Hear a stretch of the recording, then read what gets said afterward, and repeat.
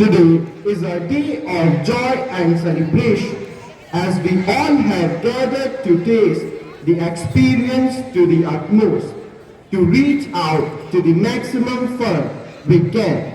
That is to celebrate the Cultural Week 2023-2024. Every special occasion commences with the lighting of the lamp. May I request our school principal, our guests, our headmistress, Ma'am Georgina John, and school head boy and head girl to kindly come forward and light the lamp. शुभं कुरुत्वं कल्याणम् आरोग्यं धनसम्पदः शुभं कुरुत्वं कल्याणम् आरोग्यं धनसम्पदः शत्रुबुद्धिविनाशाय दीपज्योतिर्नमोऽस्तु ते दीपज्योतिर्नमोऽस्तु ते शुभं कुरुत्वं कल्याणम् आरोग्यं धनसम्पदः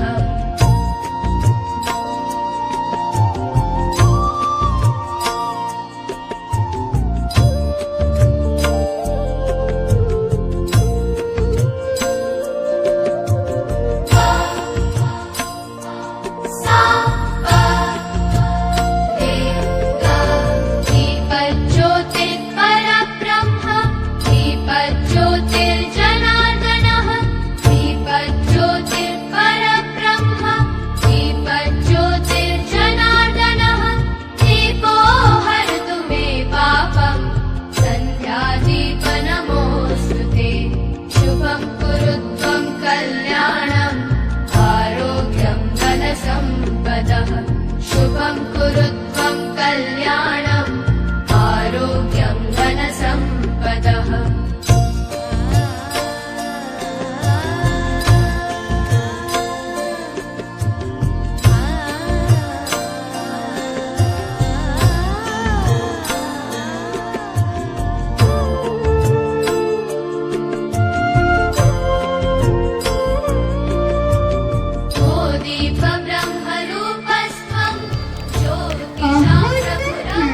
To you all for leading the auspicious beginning. Dear audience, today you may yourself discover as the colors of the cultural fiesta unfold. Prayer is a steering wheel that directs the right path through our lives. Let's unite our minds and souls in the presence of God to seek His abundant blessings through prayer dance.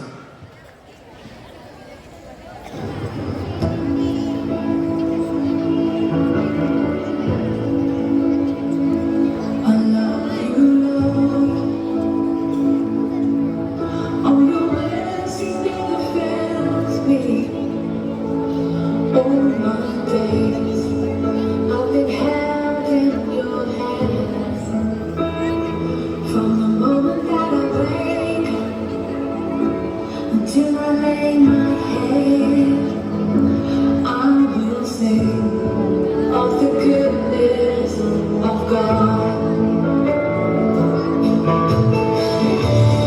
All my life you have been faithful. All my life you have been so, so good. With every breath that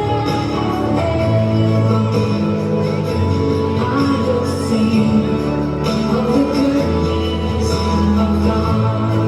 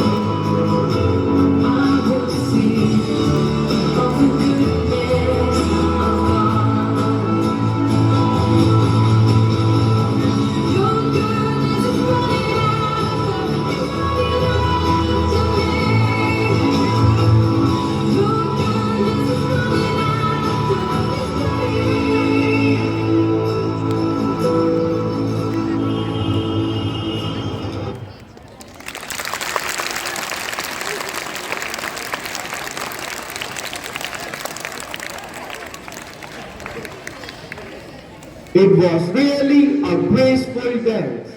Without taking a lot of time, let's start our today's competitions. Music has healing power. It has the ability to take people out of themselves for a few hours. Let's start Hindi patriotic group singing competition by calling chess number 1.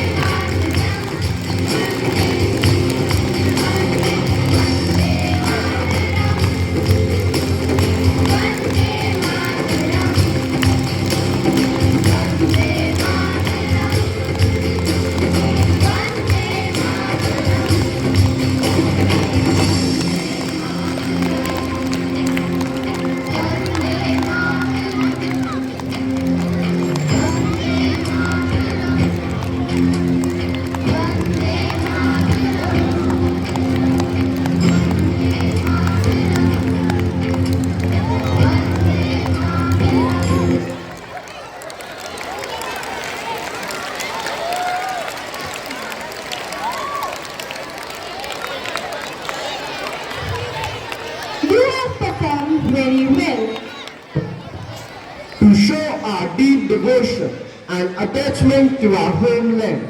There comes chess number 2 with a patriotic song. So let's enjoy it.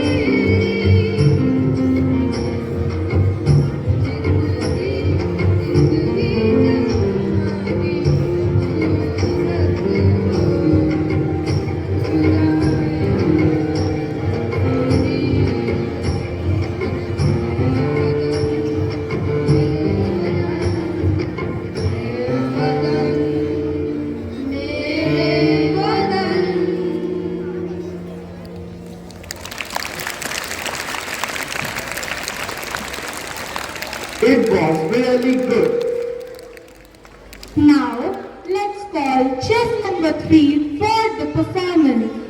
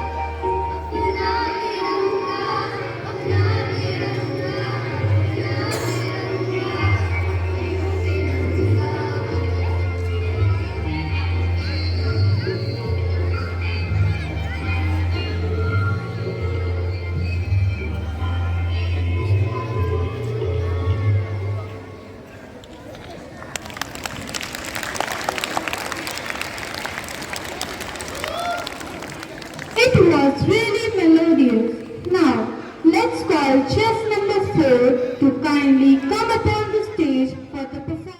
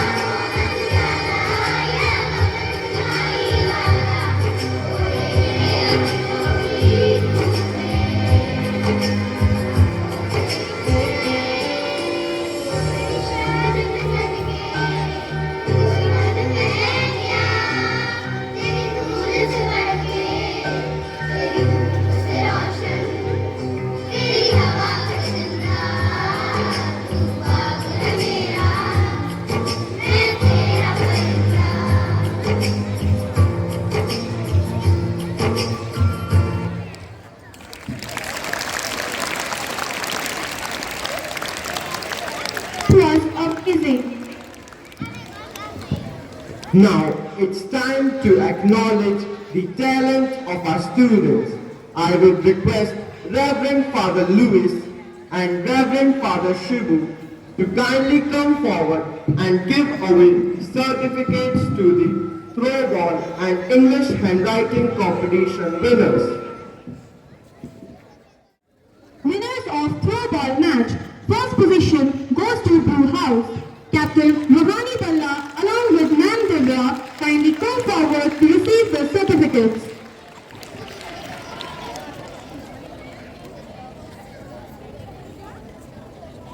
Second position goes to Yellow House. Captain Sneha Singh come forward to receive the certificates.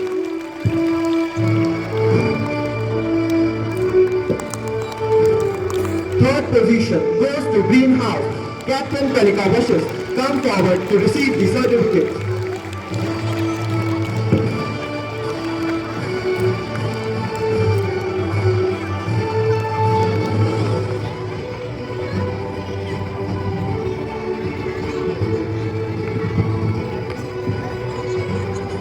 It's time to announce the results of English handwriting competition.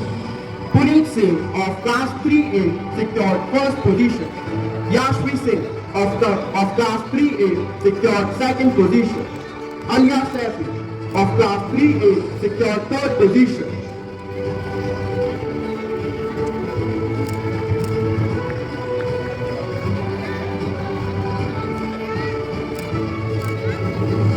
Adarsh Kumar of class 3A secured third position.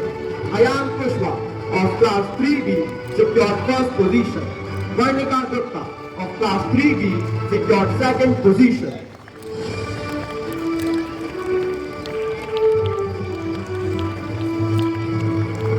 Naira Bist of class 3B secured third position. Arav Gupta of class 3C secured first position. Akriti Singh of class 3C secured second position. Anushka of class 3C secured first position. Divyansh Singh of class 4A secured first position. Kavyansh Singh of class 4A secured second position. Himanshi Singh of class 4A secured third position. Jai Bhagel of class 4A secured third position. Darshit Goyal of class 4B secured first position.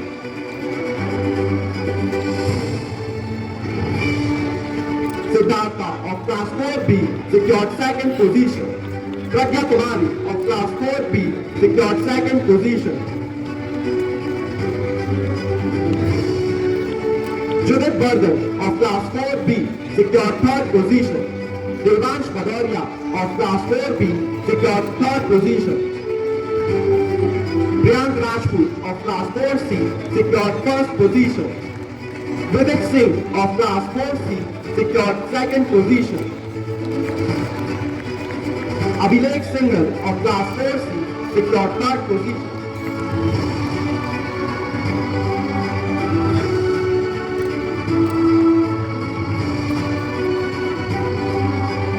Winners of volleyball match are: first position is secured by Green House.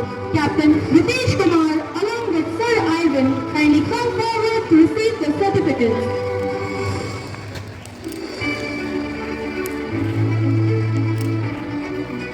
Second position is secured by Yellow House. Captain Ayush Kumar come forward and receive the certificates. Third position is secured by Red House. Captain Abhinav Punya come forward and receive the certificate.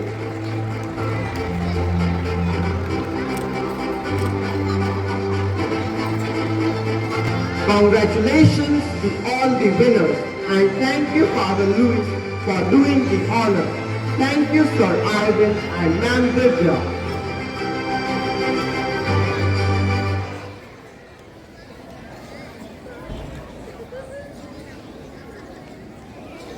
Dance makes us forget our sorrows, and dancing always is a purest way to get energetic. It's time to call the participants of solo dance competition. Here comes chess number 1.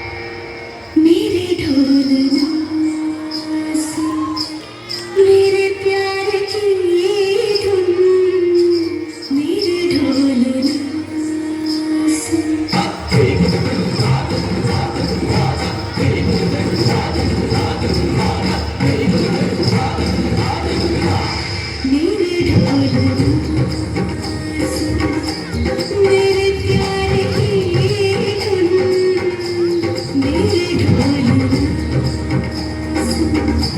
मेरी चाहते को फिजा में बहेगी जिंदा मेरे ढोल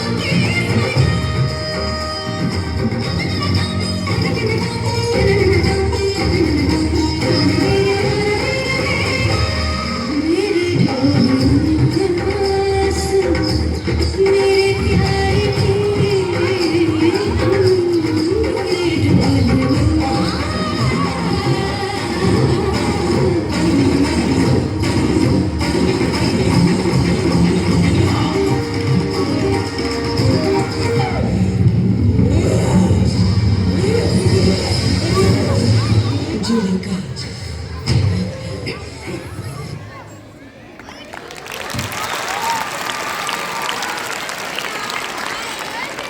Chess number 3.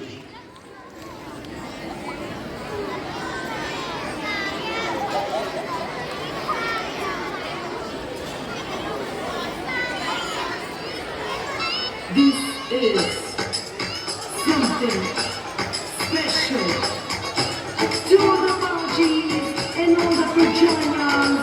This is Patiala House in it. लोग गले शिकारा अबे भी तेरा जान से प्यारा अबे भी ये चमका दिल सादा कि दिख जरा यार ये पटियाल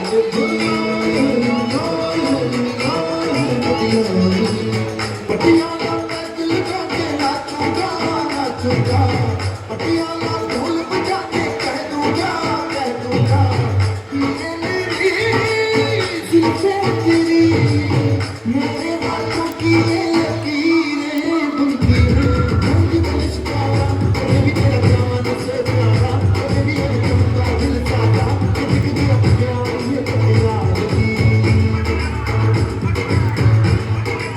पटियाला पैक लगा के कहना है अपने नील कुछ भी कहना है चंदा मेरे छठों पड़ेंगे मुश्किल से मुट्ठी से बातें रहने दे रंग बलिष्ठारा कभी भी तेरा कभी भी ये कि दिख जरा ये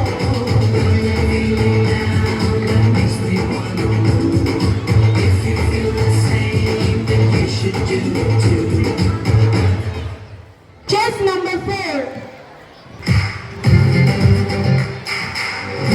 ये भी इश्क का किसी किसी को आता है जान लगा के दुश्मन की हमने हिफाजत की है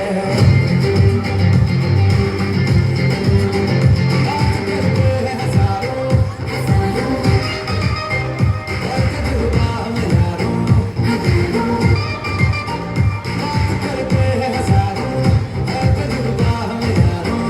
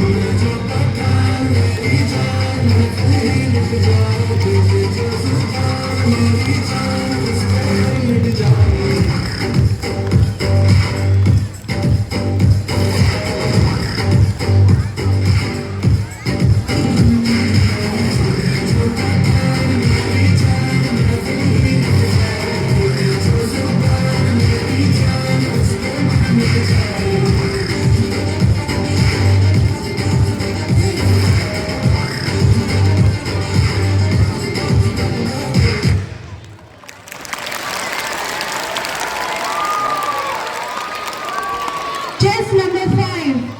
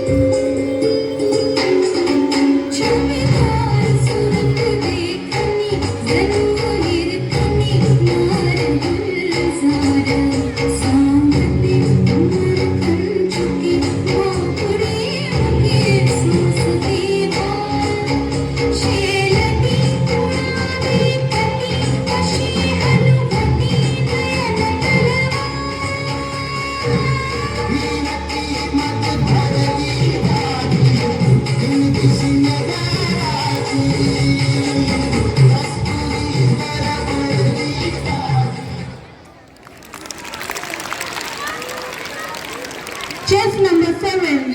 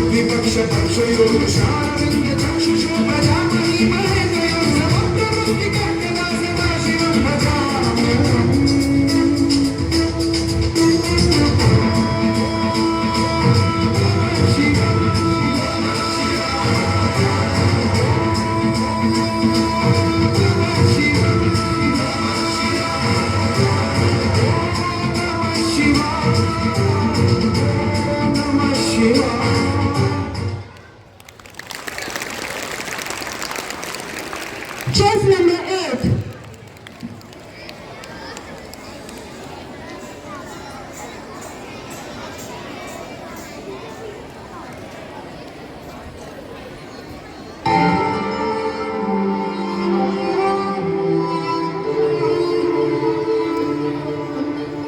तारों को तोड़े न छेड़ूंगी अब से, तारों को तोड़े न छेड़ूंगी अब से, बादल न तोड़े उधेड़ूंगी अब से, खोलूंगी न तोड़े की लड़ियां, फेरो न नजर से नजरिया, फेरो न नजर से नजरिया, फेरो न नजर से नजरिया, फेरो न नजर से नजरिया, दोपहर के पीछे न भागूंगी धम धम, अब की बारिश में बेरी न भीगूंगी छम छम, अपने छोटे में जुगनू मैं हंस लूंगी चम चम,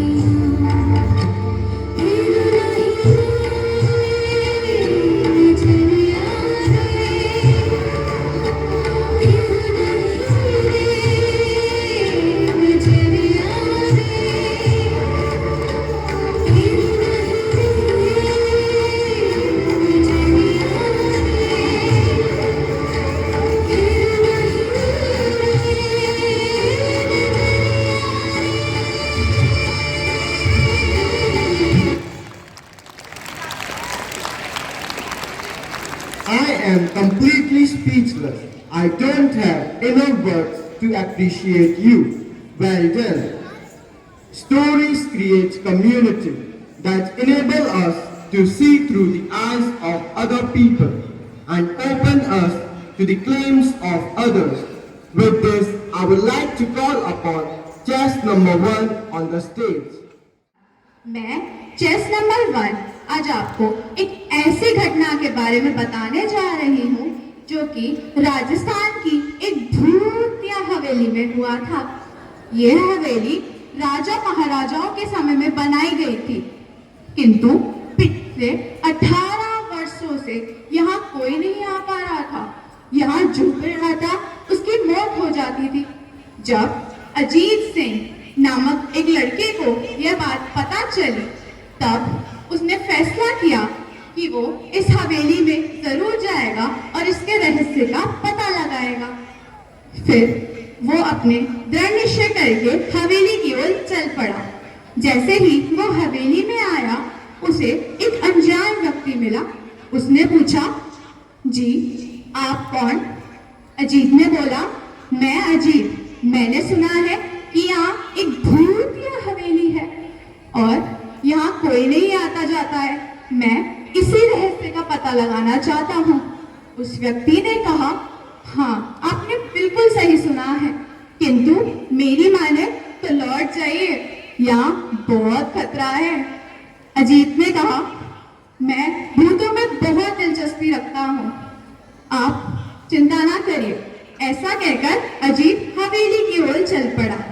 हवेली में प्रस्थान करते ही उसने अपना बस्ता रखा और सारे कमरे भी देख लिए।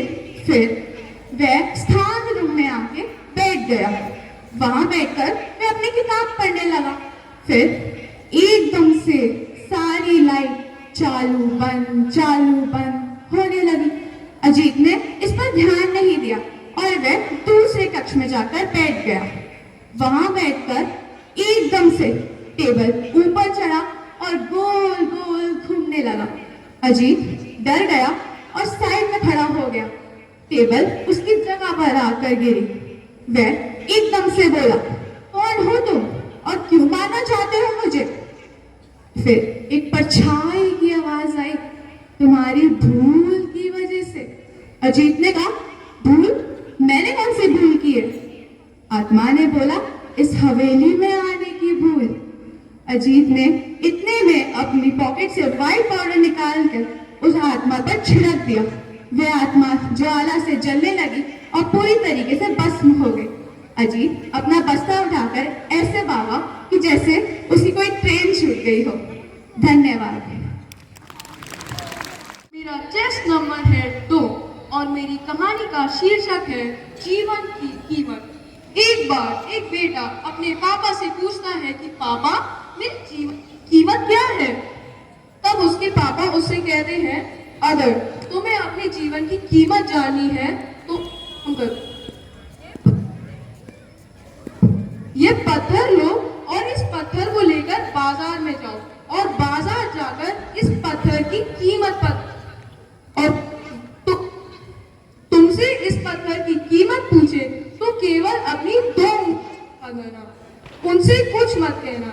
उस लड़के ने ऐसा ही किया। वह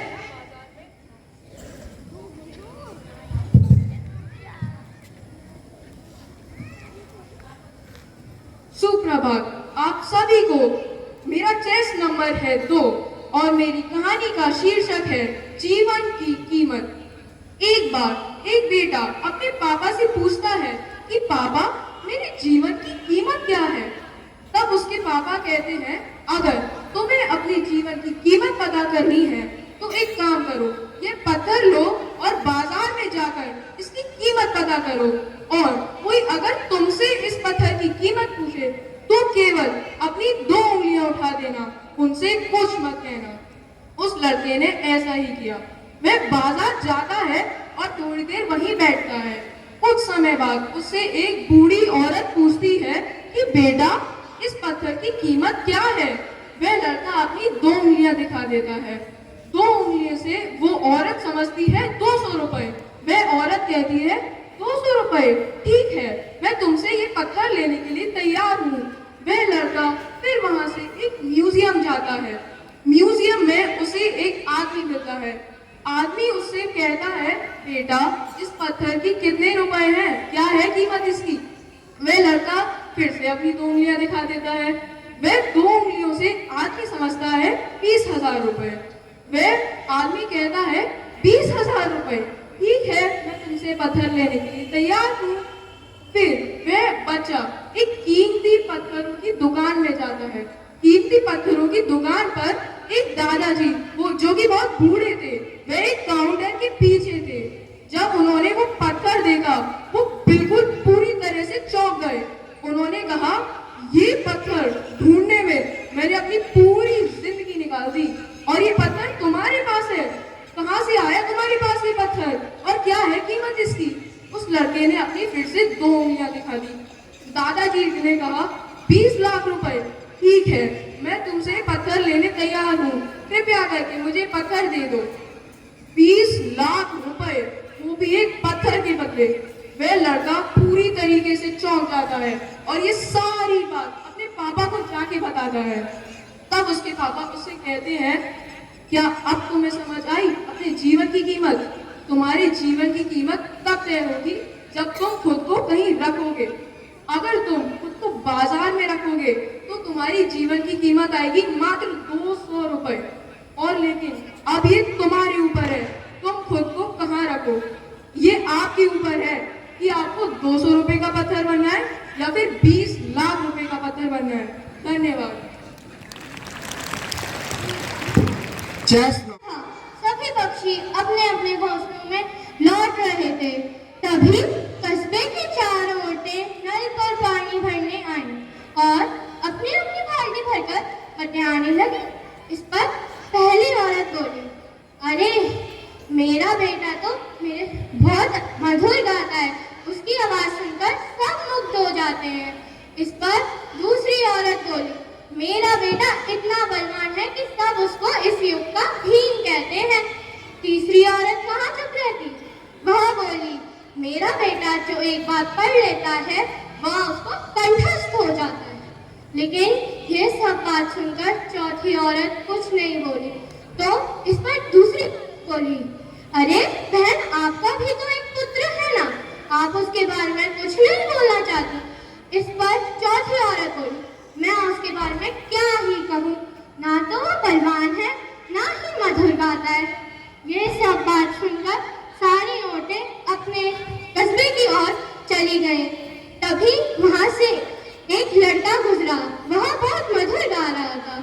इसे देखकर पहली औरत बोली, देखो मेरा पुत्र आ रहा है, वह कितना मधुर गा रहा है। लेकिन उसने अपनी माँ को नहीं देखा और उनके सामने से गुजर गया। तभी दूर जाने पर वहां से दूसरी औरत का पुत्र गुजरा। उसने कहा, देखो मेरा बलिष्ठ पुत्र आ रहा है, लेकिन उसने भी अपनी माँ को नहीं देखा और उनके सामने से गुजर गया। तभी वहां से तीसरी औरत का पुत्र गुजरा, लेकिन वह भी श्लोक कहते हुए अपनी माँ के सामने से गुजर गया। तभी वहां से एक और लड़का गुजरा, वह उस चौथी औरत का पुत्र था। वह अपनी माँ के पास आया और उनके सर पर से पानी की बाल्टी ले ली और कस्बे की ओर चल दिया।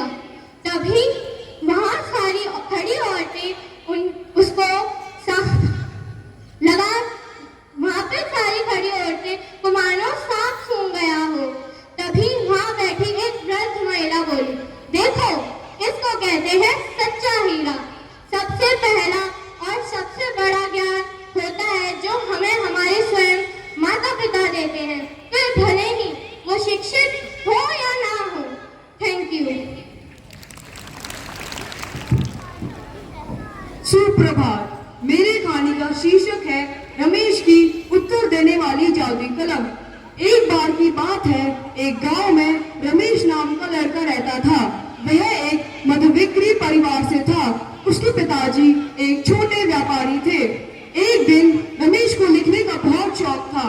एक दिन वह और रमेश उसके मित्र एक गांव एक जंगल में घूम रहे थे कि तभी उन चारों मित्रों को एक गुफा दिखती है जिसके अंदर बहुत अंधेरा होता है।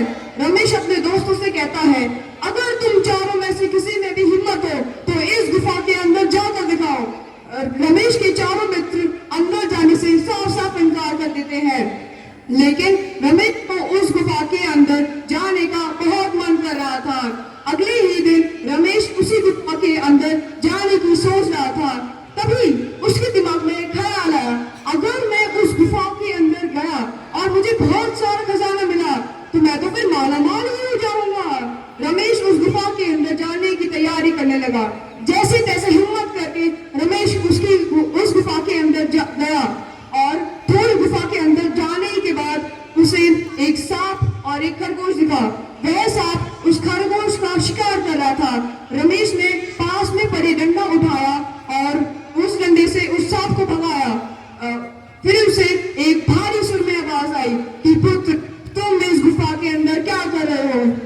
उसने देखा, वो घबराते हुए कहा, जो भी है मेरे सामने आओ। वह खरगोश एक फरिश्ते में बदल गया। उस फरिश्ते ने कहा, तुमने मेरी जान बचाई है, मैं तुम्हारी कोई भी तो इच्छा पूरी कर सकता हूँ। रमेश ने कहा कि गुरुजी, मेरे पिताजी का व्यापार संभालने में मेरी मदद कीजिए और मुझे लिखना बहुत पसंद है। मुझे एक ऐसी कलम दीजिए जिससे मैं लिखते रहूं और वह कभी खत्म ना हो। उस फरिश्ते ने उसे वरदान दिया कि पुत्र, मैं तुम्हें एक वरदान देता हूँ कि वह कलम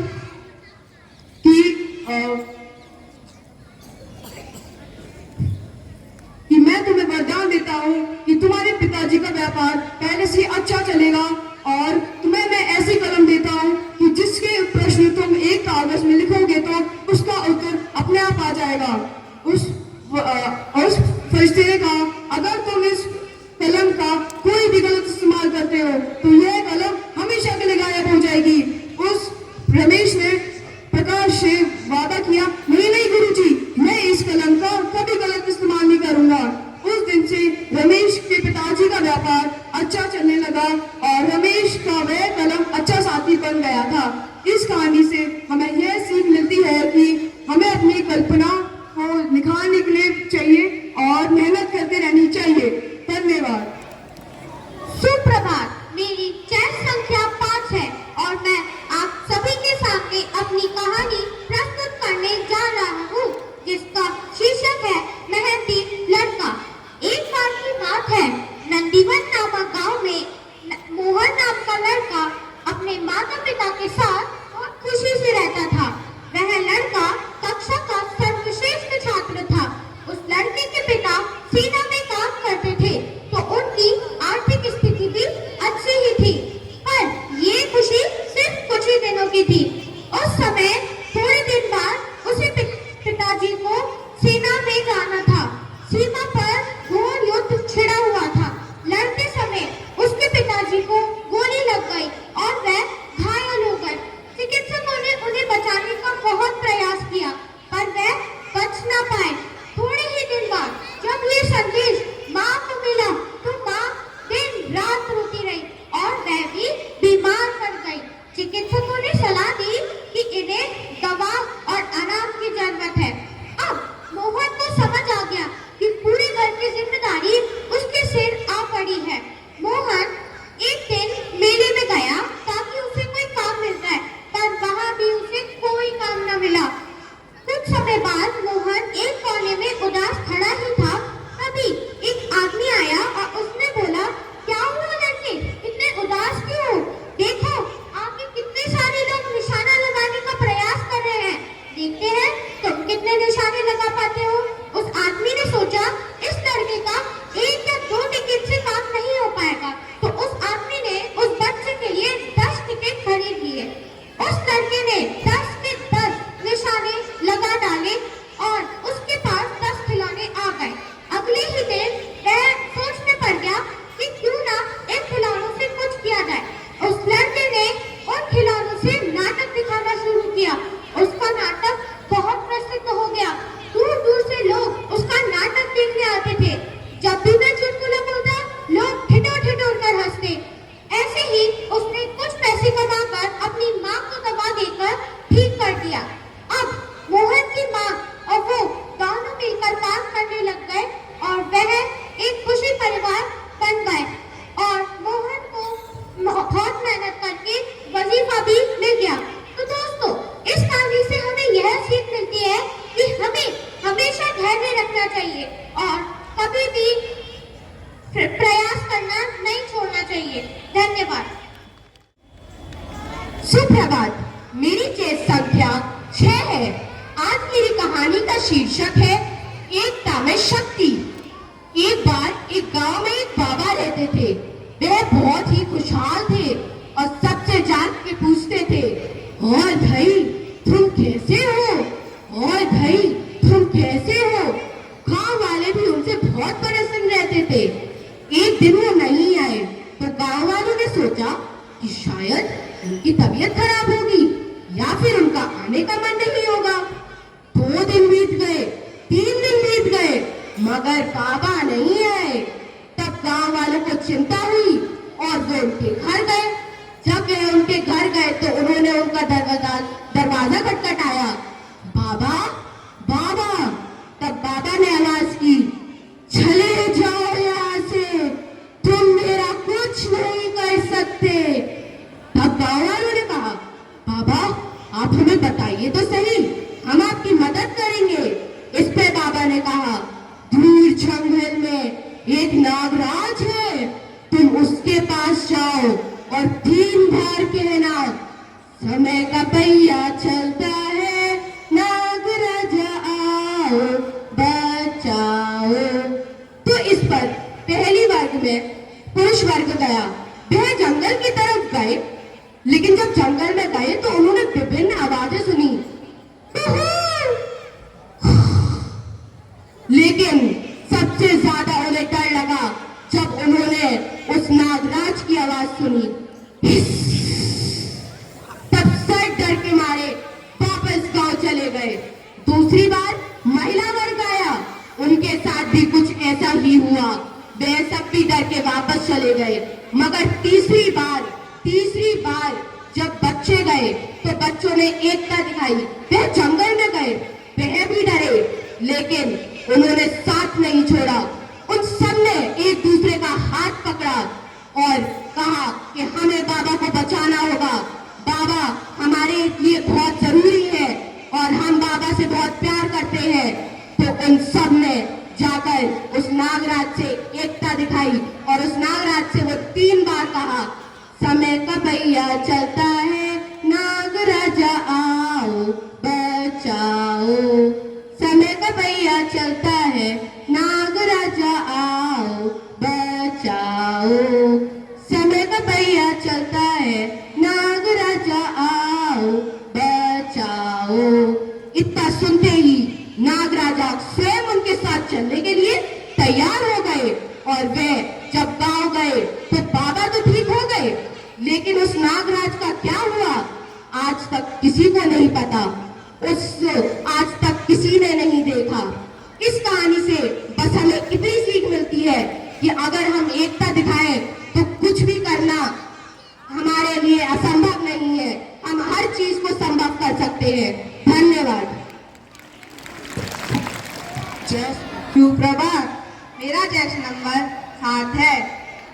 मैं आपके आगे कहानी प्रस्तुत करने वाला हूँ जिसका शीर्षक समय को देखकर बदलाव करना। एक बार की बात है, हॉस्टन टेक्सास नामक शहर में शेरिलॉन नामक व्यक्ति अपने पिता के साथ रहते थे। उनके पिता टेलीटेकल नामक छोटी सी कंपनी में काम किया करते थे। एक दिन किसी कारण से उनके पिता को कंपनी से निकाल दिया गया। इस कारण से उनके घर पैसों की आमदनी खत्म हो गई। शेरिलॉन पढ़ने में बेहद ही होशियार तथा लॉ की डिग्री के सम्मानित थे, मगर उनको कोई उनकी गरीबी के कारण नौकरी देने के लिए तैयार ना था। एक दिन जब वो घर लौट रहे थे तब उन्होंने अपने पुराने दोस्त रॉनी को देखा। उनने कहा, हेलो रॉनी, हम कई वर्ष बाद मिले हैं। रॉनी ने बोला कि मैं तुम्हें पहचाना नहीं। शेरी बोले कि तुम भूल गए, हम स्कूल में दोस्त थे। उनने कहा, अच्छा तो तुम यहाँ क्या कर रहे हो? शेरी बोले कि मैं नौकरी की तलाश कर रहा हूँ।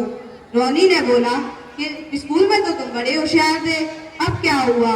कहकर ताना मारा। दुखी मन से शेरी अपने घर लौट रहे थे। फिर उनके पिता ने उन्हें समझाया कि मेहनत करो, कोई ना कोई रास्ता अवश्य मिलेगा। अगले दिन जब वे आ रहे थे तब उनने एक व्यक्ति को सड़क किनारे रोता पाया। उनने उससे पूछा, क्या हुआ, तुम क्यों रो रहे हो? तो उन व्यक्ति ने बोला कि तुम्हें बताने से मेरा कोई लाभ नहीं। तो शहरी बोले कि शायद मैं तुम्हारी मदद कर पाऊँ, एक बार अपनी समस्या तो बताओ। तो व्यक्ति बोला कि मेरी कंपनी, मैं एक कंपनी का मालिक हूँ, मेरी कंपनी में एक व्यक्ति ने मेरे में धोखा करके मेरी कंपनी हड़प ली है। मुझे एक वकील की जरूरत है क्योंकि कल मेरी वकालत है, तो मुझे अब कोई वकील नहीं मिल रहा और अब ये नामुमकिन है। शहरी बोले मैं तुम्हारी मदद कर सकता हूँ, पर वो कैसे? शहरी बोले कि मैं तुम्हारी मदद कर सकता हूँ क्योंकि मेरे पास लॉ की डिग्री है।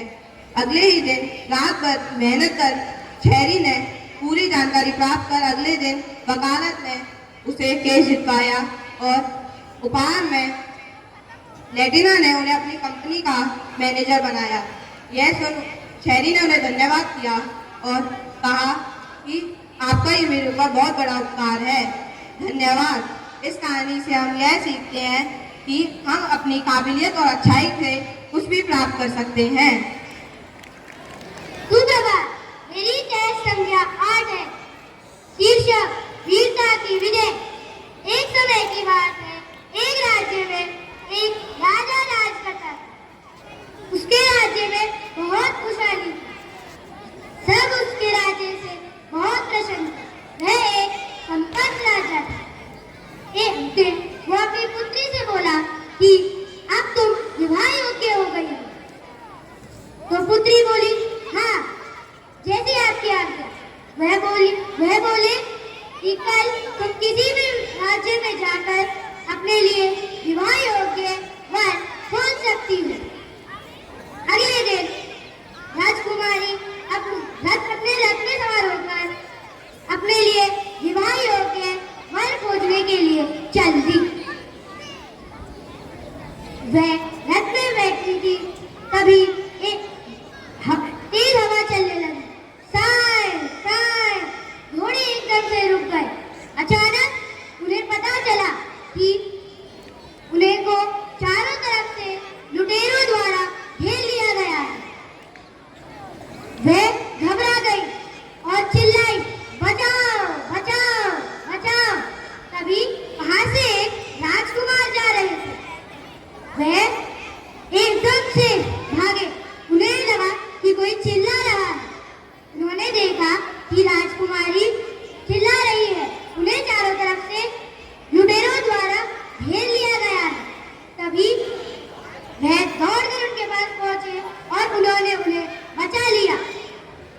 तब राजकुमारी बोली कि मैं अपने लिए शादी योग्य वर खोजने के लिए निकली थी, किंतु मुझे लगता है कि तुम ही मेरे लिए उचित वर हो। क्या तुम मेरे साथ मेरे पिताजी के पास उनके महल चलोगे? तो उन्होंने बोला हाँ, मैं अवश्य चलूंगा। वह लौटकर उन्होंने अपने पिताजी से बोला कि मेरे साथ ऐसे ऐसे हुआ था और इन्होंने मुझे बताया। मुझे लगता है कि ये मेरे लिए उचित वर है। उन्होंने बोला कि हाँ, वह गुंडे मैंने ही भेजे थे। आपका विवाह इन्हीं के साथ करेंगे। इनकी वीरता को देखकर हमें बहुत प्रसन्न हुए हैं। अतः उन्होंने राजकुमार का विवाह राजकुमारी के साथ करा दिया। वह सब खुशहाल जीवन जीने लगे। शिक्षा, वीरता और सच्चाई की हमेशा विजय होती है। धन्यवाद। Stated. Your initiative and efforts are really appreciated. Now, I would request our Reverend Father Shibu to kindly come forward and address the audience. Respected Father Roshan De Silva, the Principal, Reverend Father Rafi, Reverend Adjudicators, teachers, students, I wish you a very warm morning in this chill day. You are celebrating your cultural week. This is a week to make you strong. This is a week to make you strong by exhibitating your talents, your abilities, so that you may make yourself a worthy citizen in the future. Cultural week is a very important component of your schooling. This is something very important to bring out your talents, your abilities, and to exhibit yourselves and show the world what you are. Unless and until you make use of this time to express yourselves, others may not understand you, others may not be able to read you, may not be able to know what you are. If you think that this is not the time, next year I will do, next time I will do, that may not come. This is a time and this is the only opportunity for you to express yourselves, to exhibit your abilities. Your teachers, your principal are here to monitor you, to help you out, to evaluate you, to correct you, and to rectify yourself and make you a perfect human being. Unless and until we express ourselves, you may not be able to help out. Therefore, once again, congratulating all of you for participating in these cultural events. I urge all of you, all those who have not yet come forward, participate in all the items that are brought before you, so that you may express yourselves and become a better person, a sublime personality in your future. Wishing you once again all the best, and for the coming days as well. Once again, congratulating all of you. I remain grateful to you for being here. Thank you.